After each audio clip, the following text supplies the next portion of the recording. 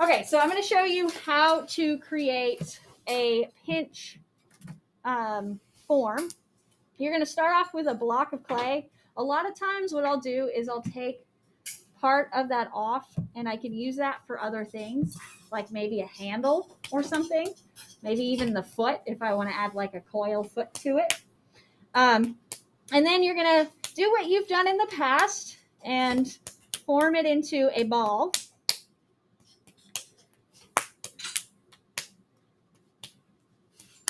Once you have a ball, then you can start to shape this into your mug.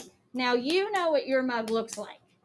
And you definitely want to make sure that you make it look like the form that you want. So yours may not look like a traditional cylinder mug, which is fine, right? And yours might not end up looking anything like this. But I will say that you'll want to kind of start by making yours look the same as everyone else's at first. Okay? So you're starting with a ball. You're going to start with that ball, and then in the center of that ball, and the more perfect your ball is, the more even everything's going to look too. You're going to find the center of that ball, and you're going to squish your finger in there. Okay? You don't want to go all the way through.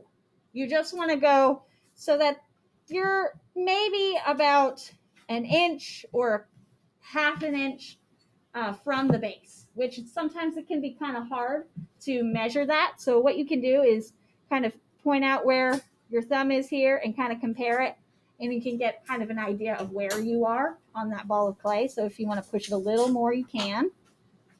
So once you have that hole there, it's going to be, you're going to be working on making the sides taller. So pinch method, we tend to think, oh, you're pinching, so you got to pinch the clay like this. Now, the problem with doing that is it pinches it outward. It doesn't make it taller, right? So we want it to be taller. So I'm going to be taking my fingers on the outside, and I'm going to be basically massaging the clay upward. In the video, the other video that I have attached here, you'll see a slightly different technique. So to the assignment. So you can watch that too. But the idea is, and I can even switch to my thumb on the outside if I want, whatever's more comfortable for you. The idea is that you're moving the clay from the bottom upward. If you get in a situation where the top maybe isn't as flat as you would like it to be, you can always flatten it out, keep going. All right. One thing to note is a lot of times, and you can even use the palm of your hand, and you're not putting pressure on the inside. All of the pressure is coming from the outside of the clay.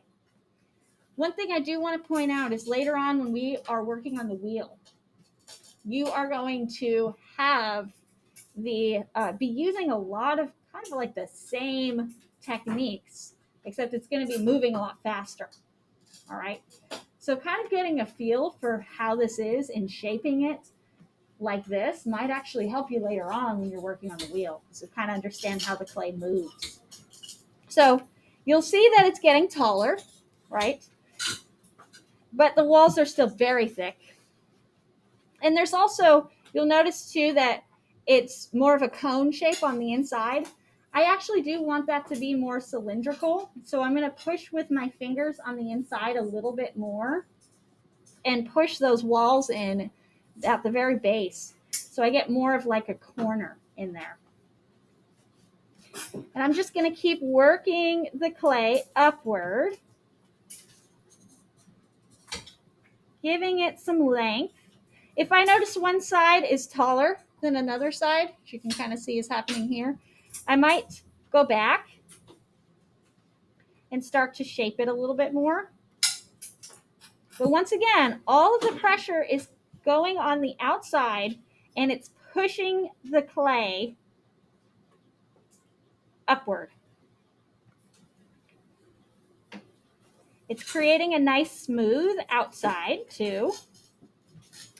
And once you get to a point where you're pretty happy with the height, you need to start kind of exploring what you have on the inside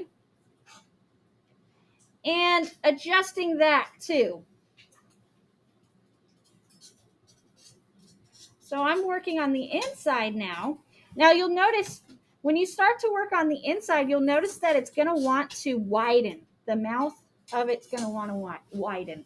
So that's one of the reasons why I tell you to kind of focus on the outside and try to get some height that way first.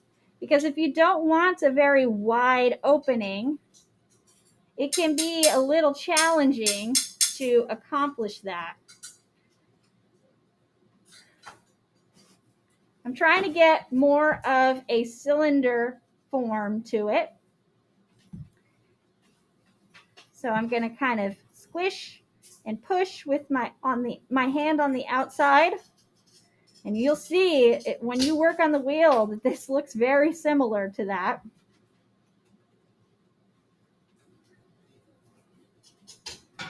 We're starting to get more of a cylinder form. If ever you want to kind of roll out those sides a little bit more, you can use gravity to give you some of that shape if you want.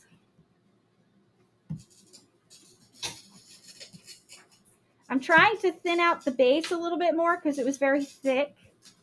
And then I'm going to go ahead and keep smoothing and pushing upward. Now, I want this to be a lot thinner than it is right now. So I'm going to keep kind of pulling, pushing. You'll notice too, the clay is nice and wet, so it's moving very easily. You cannot really do the pinch method with a piece of clay that's a little dried out. In fact, working on the wheel with a piece of clay that's kind of dried out, oh, it's a nightmare situation. So you do need your clay to be very flexible. The word we use in ceramics is plastic. And you just keep shaping it. Now, once you get your height and your size that you're happy with, which I need to keep working on this. This isn't quite what I'm happy with yet. It obviously needs to be smoothed out a little bit more. I think it could be a lot taller. But for the sake of keeping this video short, one thing I am going to suggest is once you have something you're pretty happy with, which remember should be a lot smoother and taller than this. 4 inches, remember, is the smallest it can be. Then what you can do is you can start to shape your face in there. In the video, there are some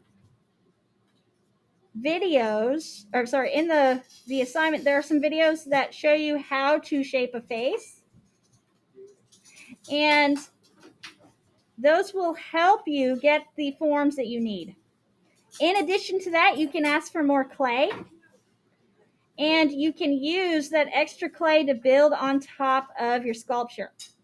So for example, if I'm shaping an animal that has a really long nose, I might want to, instead of pinching a nose into it, add a nose on top and form that nose. All right. I also, usually, when I'm doing eyes, I need to remember that eyeballs go into sockets. They're at the lowest point of the face. So I want to make sure that I think of the structure of the face, the skeletal structure, so that when I go to make the eyeball and I put that into the socket, I have enough room and I can start to smooth that. Obviously, you want to score and slip, which, by the way, quite a few of you with your projects didn't score and slip your designs on the outside, and they may have fallen off after the firing, just so you know. But you can see how adding this little ball in here, I can now shape it with eyelids. I can now give it a little bit more life, more personality. I don't have any tools on me right now, but having tools would be easier. Scoring and slipping is a must. Just because you don't see me doing it here on this practice one doesn't mean you shouldn't be doing it. You need to make sure that you are scoring and slipping. And you can see that it's starting to come along. I'm starting to get some semblance of a face here in this very quick demo, just by adding and pinching and shaping. Wooden tools are the tools that you should be using when you are shaping the face. Start with wooden tools. Wooden tools don't stick to the clay as much, and they work almost like your fingers, except unlike your fingers, they're not going to pull moisture out of the clay. So you're going to be able to move the clay around a lot easier without having to re-wet it because it's drying out. You can also use the metal finishing tools to get really, really tiny details, but the metal finishing tools work best on clay that's leather hard. So really and truly, you want to use the wooden tools up until it gets kind of dried out a little bit, and then switch to those metal tools, and that's how you can get more texture and detail out of the sculpt. Okay? Eventually, we're going to be painting this with the slip on top. And you're going to want to include all of the requirements in the assignments, which if you don't remember what those are, they're listed in the assignment. Make sure you get those. And now, let me stop this really fast.